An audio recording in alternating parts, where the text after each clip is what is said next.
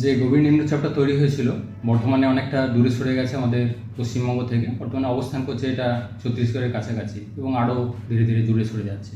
ফলে এর সরাসরি কোনো প্রভাব আমাদের রাজ্যে আর নেই।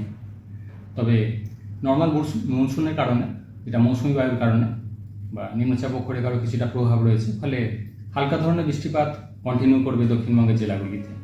প্রধানত হালকা ধরনের বৃষ্টিপাত, দু এক জায়গায় মাঝারি ধরনের বৃষ্টিপাতের সম্ভাবনা থাকবে আগামী 5-6 দিন।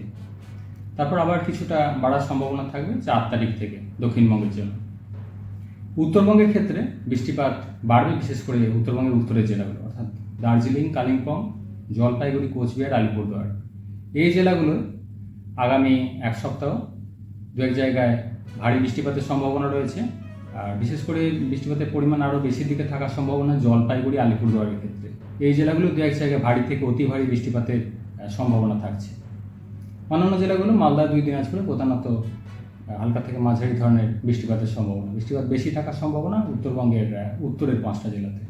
কলকাতা পার্শ্ববর্তী অঞ্চলের জন্য প্রধানত মেঘলা আকাশ থাকার সম্ভাবনা, হালকা ধরনের বৃষ্টিপাতেরই সম্ভাবনা বা 2-1 দিন হয়তো মাঝারি ধরনের বৃষ্টিপাতের সম্ভাবনা থাকছে।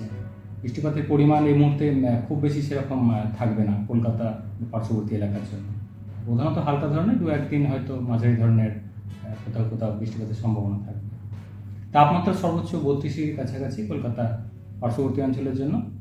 ফলে দিনের দিকটা কিছুটা হিউমিডিটি, আর্দ্রতা বেশি থাকার কারণে কিছুটা অস্বস্তি থাকবে আর্দ্রতার কারণে। তাপমাত্রা খুব বেশি নেই, ফলে কিন্তু আর্দ্রতার কারণে যেটা অস্বস্তি কন্টিনিউ করবে।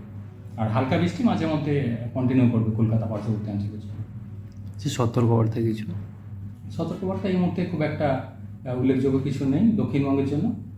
উত্তরবঙ্গের ক্ষেত্রে উত্তরে 5টা জেলা অর্থাৎ দার্জিলিং, কালিম্পং, জলপাইগুড়ি, কোচবিহার, আলিপুরদুয়ার এই জেলাগুলোয় ভারী বৃষ্টিপাতের সতর্কতা রয়েছে। পাহাড়ি এলাকায় দার্জিলিং, কালিম্পং পাহাড়ি এলাকায় ভূমিধসের কিছু সম্ভাবনা থাকছে। বৃষ্টিপাতের পরিমাণ আরও বেশি থাকার সম্ভাবনা, বিশেষ করে জলপাইগুড়ি, আলিপুরদুয়ার এই জেলাগুলো 2-1 জায়গায় ভারী থেকে অতি ভারী বৃষ্টিপাতের সম্ভাবনা রয়েছে।